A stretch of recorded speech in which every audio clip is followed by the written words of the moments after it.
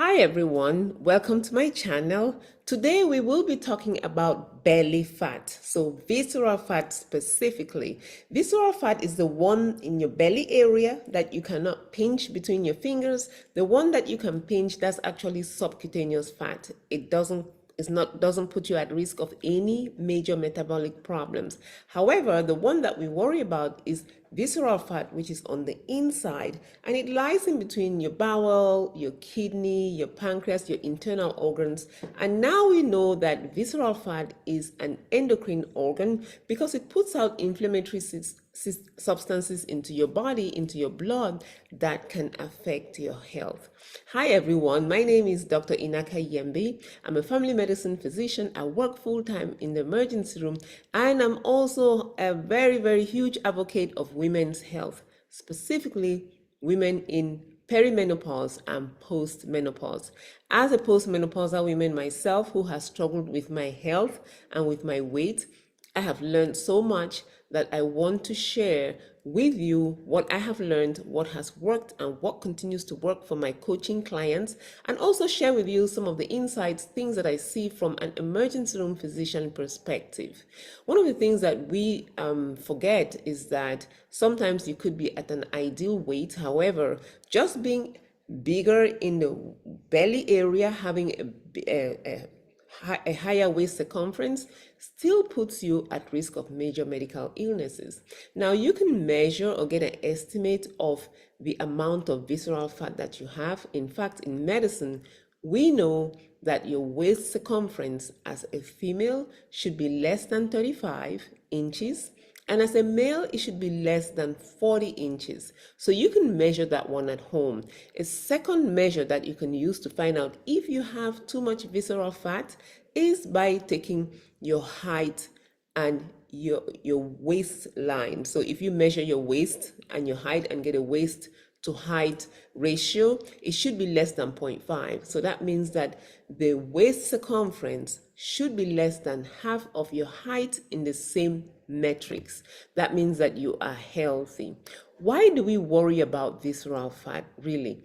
We have documented in science, tested and proven, over 20 illnesses and metabolic conditions that you are at risk of if you have a high visceral fat. So visceral fat puts you at risk of developing type 2 diabetes, high blood pressure, coronary artery disease, meaning blockages in your blood vessels. It also puts you at risk of stroke, high cholesterol, puts you at risk of heart failure, atrial fibrillation. Visceral fat has been shown to put you at higher risk of some cancers, such as postmenopausal breast cancer. It puts you at risk of pancreatic cancer, colorectal cancer, esophageal cancer, so throat cancer, kidney cancer, and liver cancer. Some other organs can be affected by too much visceral fat. The most common one that we see in medicine, though, is non-alcoholic fatty liver disease. Also, chronic kidney disease. High visceral fat puts you at risk of developing sleep apnea, Alzheimer's dementia, asthma, gallstones, and depression. One of the most critical anatomical feature here of visceral fat is that it is close to the portal vein. The portal vein is the one that drains directly from your from your bowel, from your pancreas, from your spleen, and it takes the blood directly to your liver where it is processed.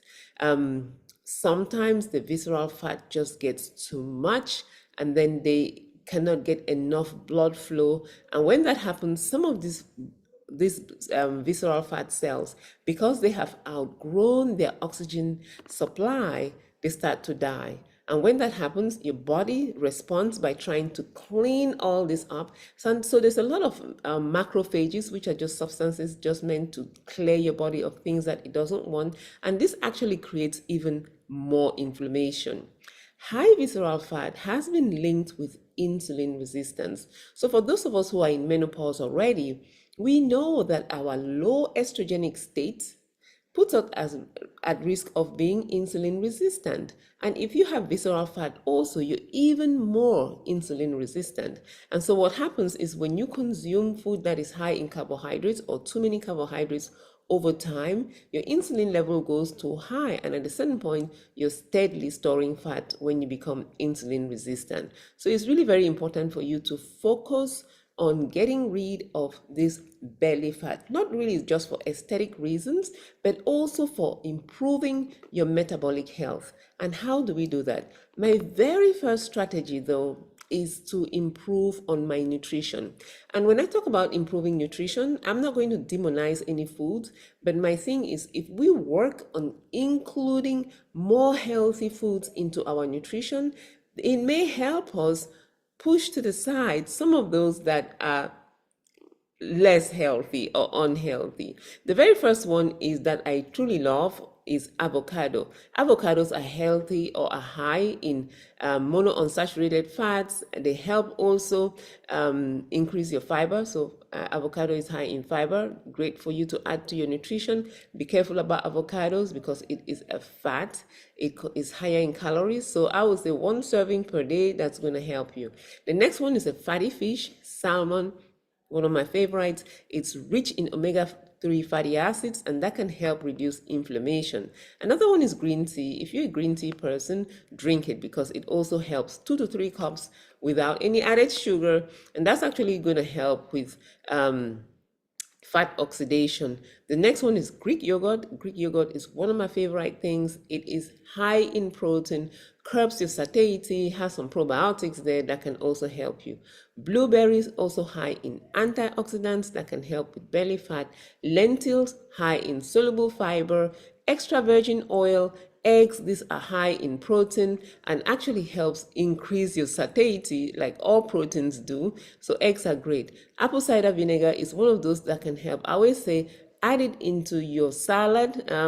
Drinking it like I used to advocate for in the past, drinking it first thing in the morning can help with digestion. However, don't drink it straight up and always dilute it and put a straw in there if you're going to drink it in the morning. However, it's not going to help you burn belly fat. It's going to help some people reduce bloating. If you cannot tolerate it, leave it out. The next one that's awfully helpful is almonds. Again, almonds provide magnesium.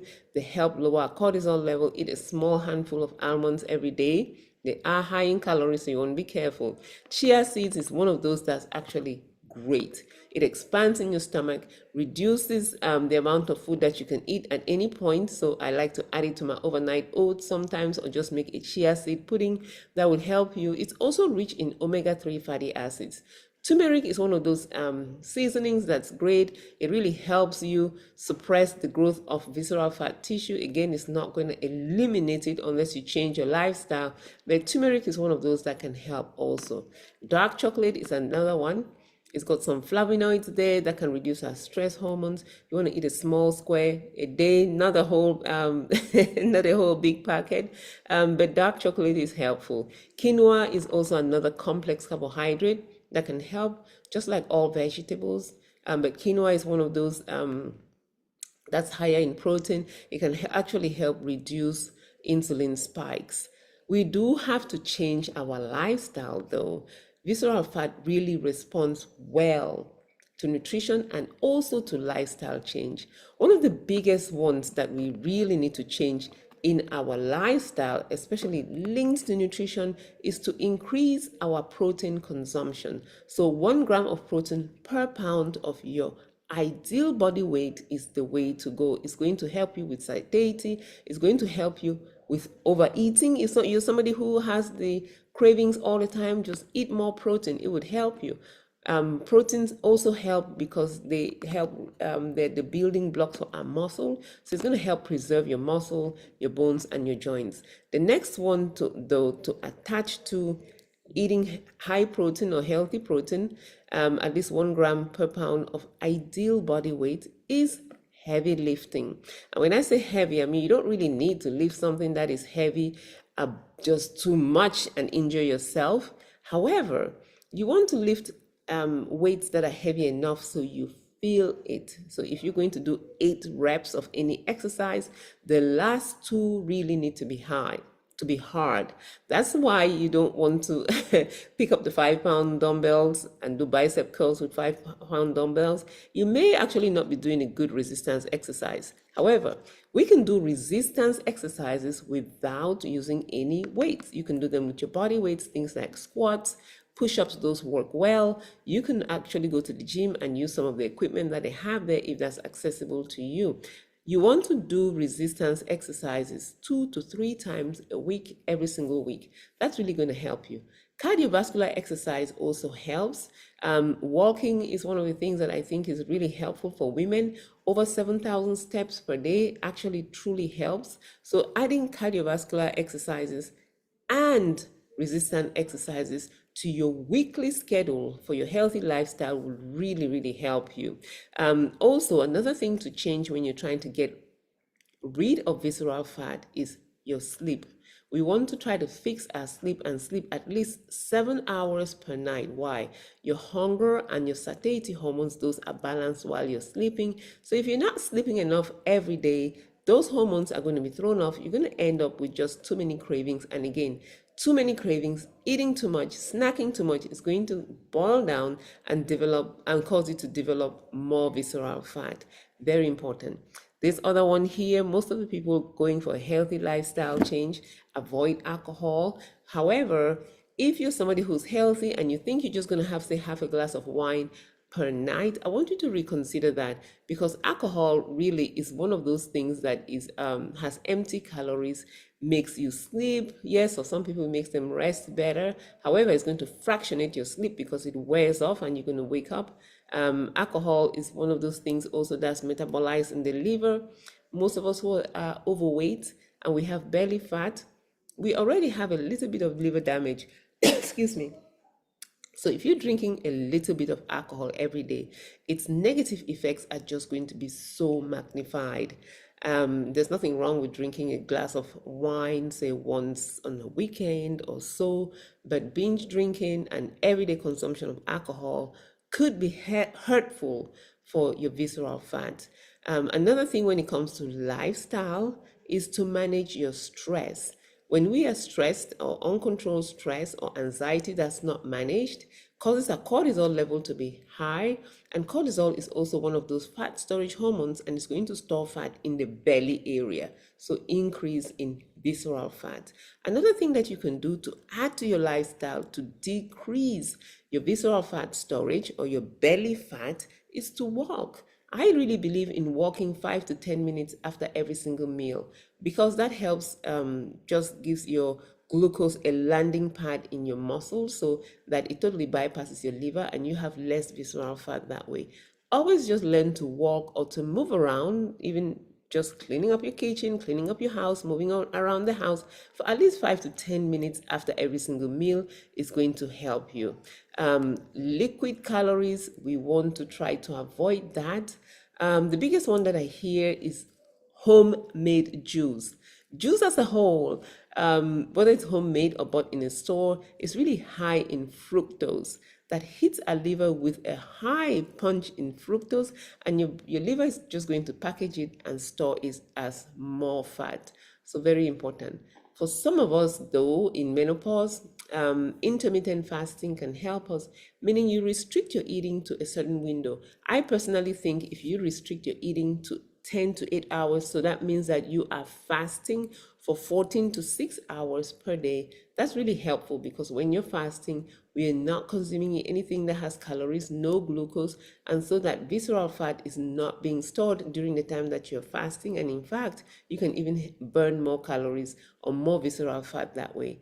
Very important. So you really want, especially as a postmenopausal female, seeing that our estrogen levels are low, seeing that we are more insulin resistant because of low estrogen, let's work together on reducing the visceral fat that we have. I hope these tips help you. If you have any questions or any suggestions or want to hear any more topics from me, go ahead and put that in the chat and tell me where you're watching from. Thank you, and I'll see you in the next video. Bye.